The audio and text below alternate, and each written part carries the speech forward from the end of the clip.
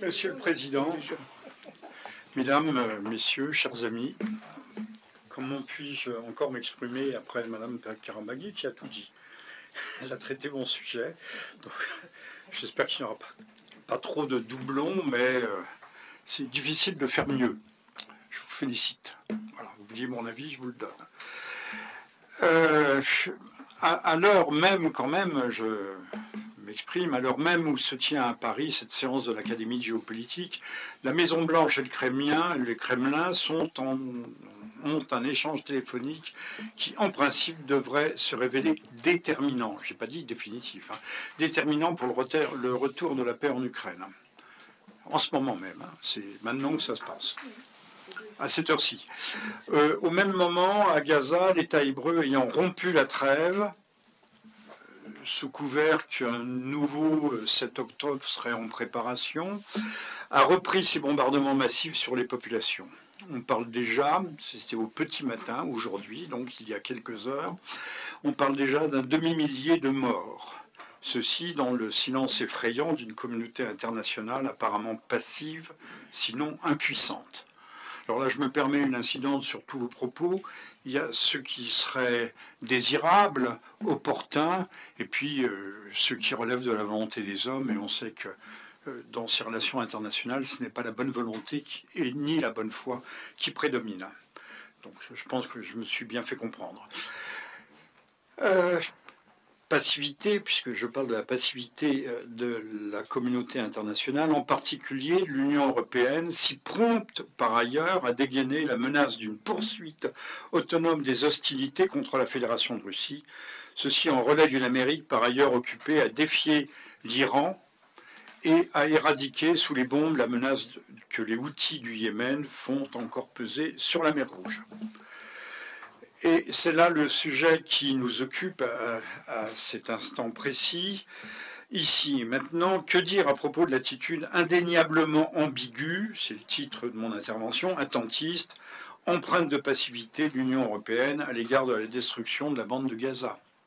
Vous voyez, je prolonge votre propos. L'attitude de l'Union européenne à l'égard de la destruction de la bande de Gaza depuis le 7 octobre 2023, date de l'attaque du Hamas contre Israël, suivie d'une offensive israélienne massive et dévastatrice, peut en effet être qualifiée d'ambiguë en raison de son mélange de déclarations humanitaires, pour ne pas dire humanitariennes, de prudence diplomatique et d'inaction concrète. Je dis bien d'inaction concrète. Hein. Vous avez bien souligné le fait que payer ne suffit pas et que la Palestine et la paix dans la région, que je ne qualifierais pas d'Asie du Sud-Ouest, mais on peut parler du Levant, Proche-Orient au pire, dans cette région qui est en proie au plus grand malheur, au malheur de la guerre depuis maintenant 60, ça va bientôt faire 76 ans ou 77 ans. En effet, une ambiguïté en partie explicable par des divergences internes à l'Union, que l'on connaît, qu'on pourrait énumérer, mais tel n'est pas mon propos, par la dépendance, notamment en raison de la dépendance stratégique européenne vis-à-vis des États-Unis, et à travers les États-Unis à l'égard de l'État d'Israël, par la dépendance stratégique européenne vis-à-vis des États-Unis, et par la volonté de préserver un semblant d'équilibre entre le soutien à Israël et un reliquat, je dis bien un reliquat, de préoccupation humanitaire. On voit bien que ce n'est pas la priorité, la préoccupation humanitaire à l'égard des populations civiles de Gaza. Parce que si c'était la priorité, les choses ne se passeraient sans doute pas ainsi. Pour mieux comprendre les enjeux humanitaires auxquels l'Union se trouve ou se trouverait confrontée, j'ouvre une brève parenthèse pour rappeler le dernier bilan officiel, chiffre validé non pas par les organes de santé de la bande de Gaza, c'est-à-dire on nous répète à longueur d'antenne, de radio, de télévision, que ce sont les statistiques du Hamas, mais ce sont des statistiques validées par les Nations Unies, puisque lorsque l'on dénombre un mort, le mort est identifié, il y a son corps, il y a ses papiers d'identité. Ce n'est pas un mort spectral qui serait totalement subliminal. Donc, le bilan officiel des Nations Unies disponible quant aux pertes palestiniennes au 14 mars 2025, nous sommes le 18, donc c'est à Gaza même 48 524 tués, dont 17 492 subadultes. Je dis subadultes parce qu'enfant, enfant du latin, ça veut dire celui qui ne parle pas. Donc ce ne sont pas seulement des petits, mais ce sont aussi des moyens grands. Et quelques 111 955 blessés, auxquels s'ajoutent 14 222 disparus. Ce à quoi vient s'ajouter le bilan annexe de la Cisjordanie. Les deux affaires sont liées, totalement liées. 1004 tués, 7370 blessés, soit un total pour les deux, Gaza et la Cisjordanie, de 49 528 tués et 119 325 blessés. Et quand on parle de blessés, ce ne sont pas des gens qui ont une entorse, ce sont des gens qui ont perdu un membre, qui auront des séquelles leur vie entière. Enfin, si l'on applique à ce bilan catastrophique le coefficient multiplicateur de 4 utilisé par les statisticiens de The Lancet, tout le monde connaît The Lancet, c'est le grand organe, le grand support de la recherche médicale dans le monde, c'est une revue anglaise, en tenant compte des pertes indirectes, disparus, disettes, épidémies, défauts de soins, etc., l'on parvient au chiffre de 246 600 morts. Et encore, je prends la fourchette basse. Données qui, évidemment, se passent de commentaires, mais peuvent contribuer à éclairer la politique de l'Union relative à la gestion de ces crises par Bruxelles. Là, on a des faits bruts, des faits incontournables qui devraient justement colorer ou orienter cette politique. Car si l'Union européenne affiche son soutien politique à certaines initiatives visant à sortir de la crise, comme par exemple en se déclarant favorable au plan de reconstruction de Gaza présenté par l'Égypte pour un montant évalué à 53 milliards de dollars sur 5 ans, cet appui est à ce jour encore purement verbal. Enfin, à ma connaissance. Si je me trompe, dites-le moi. Ce plan soutenu par la France, l'Allemagne, l'Italie et le Royaume-Uni, vous voyez ce qui est bien, les 4 grands, vise à rebâtir l'enclave sans déplacer les Palestiniens, contrairement aux propositions pour le moins surprenantes de Donald Trump, qui entre-temps d'ailleurs avait changé d'avis. Je ne sais pas avait, parce qu'un jour c'est pile, un jour c'est face. Celle-ci évoquant au départ, une évacuation totale de la bande de Gaza afin d'y reconstruire une riviera du Proche-Orient. Mais si on écoutait attentivement le président Trump, il voulait effectivement déplacer les populations, mais il n'a pas dit qu'il voulait les chasser, les épurer. Et son projet prévoyait la mainmise américaine sur la bande de Gaza. Il faut être intellectuellement honnête et non pas pour livrer la bande de Gaza au couteau des égorgeurs modérés. À ce jour, la position européenne, au demeurant vaguement consensuelle, j'ai mis consensuelle entre guillemets, vous verrez mon texte que je communiquerai à l'Académie, commence à se préciser dans la déclaration commune des ministres des Affaires étrangères, donc européenne, du 8 mars. Donc vous voyez, nous sommes dans la pure actualité. Elle semble indiquer l'intention de s'aligner collectivement,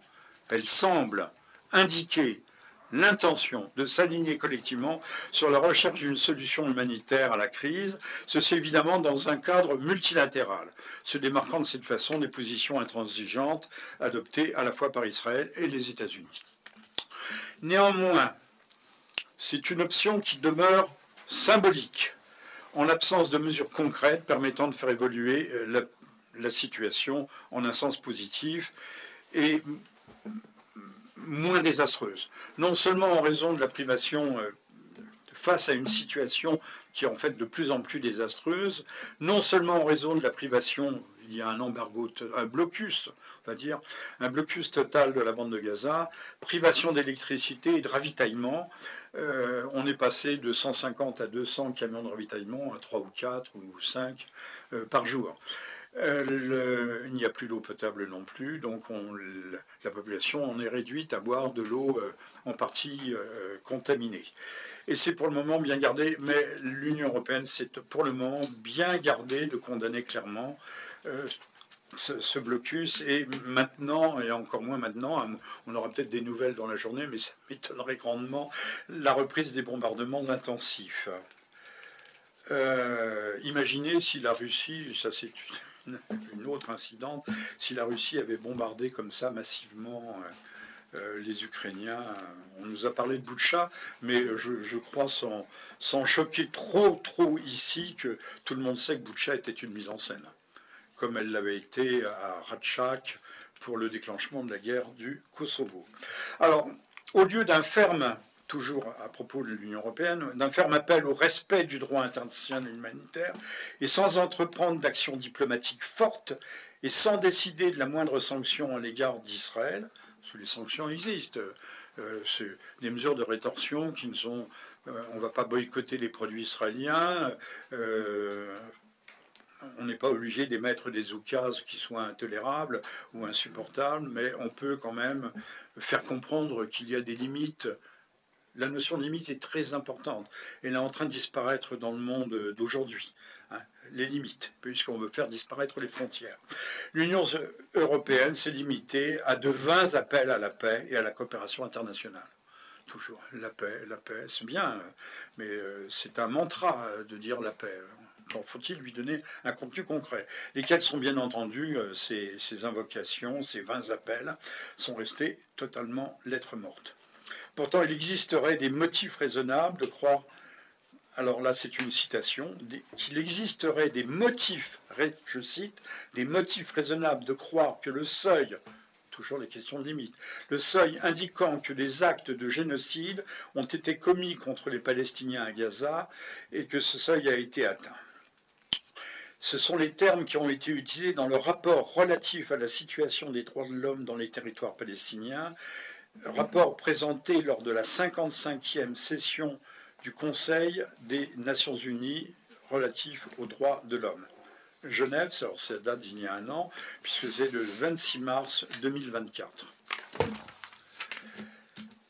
Car au moins, je ne vais pas détailler la loi, les textes internationaux relatifs au génocide, c'est ce qui a été reconnu, entre autres, par la Cour de justice internationale de Pretoria, puis de façon plus personnalisée par la Cour de justice internationale, non, la Cour pénale, excusez-moi, la Cour pénale internationale de La Haye, qui avait lancé des mandats d'arrêt contre M.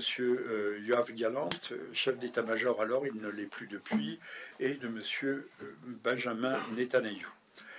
Car au moins 3 des 5 paramètres caractérisant un génocide, tels que définis par la Convention pour la prévention et la répression du crime de génocide, correspondent à la situation actuelle de la bande. À savoir, je résume, la nature et l'ampleur écrasante de l'assaut israélien et les conditions, ce sont les termes du rapport, la nature et l'ampleur écrasante de l'assaut israélien sur Gaza et les conditions de vie destructrices qu'il a causées révèlent une intention de détruire physiquement les Palestiniens en tant que groupe. C'est vrai que c'est peut-être discutable ou contestable, cette intention, c'est ce qui caractérise l'assassinat par opposition au meurtre. Il y a la préméditation. Mais quand je dis que ça discute, c'est vrai que de lourdes présomptions pèsent sur cette intention. Le moment ne serait-il donc pas venu d'agir résolument pour l'UE, montrant ainsi la voie à suivre pour le reste de la communauté internationale? J'aurais pu ajouter pour la France, pays des droits de l'homme. Alors, comment expliquer un tel attentisme et une telle ambiguïté de la part de l'Union européenne? Attitude déplorablement attentiste qui décrédibilise une Union incapable de dénoncer des violations répétées du droit international, à contrario de ses valeurs. On nous rabat les oreilles, des valeurs, les valeurs de l'Europe, sur lesquelles l'Union européenne prétend se fonder. Ce sont des paroles verbales, sont des déclarations, on peut parler, mais la vérité de la vie, ce ne sont pas les paroles, ce sont les actes. Concrètement, l'Union oscille entre un soutien de façade à des solutions qui ne l'engagent pas véritablement sur le court terme. Même le plan arabe, ça reste encore un plan sur le papier. Donc, je répète ce que je viens de dire. Concrètement, l'Union européenne oscille entre un soutien de façade à des solutions qui ne l'engagent pas véritablement sur le court terme, le mot important c'est sur le court terme, et une inaction coupable face à l'urgence humanitaire. Parce que là, il y a urgence.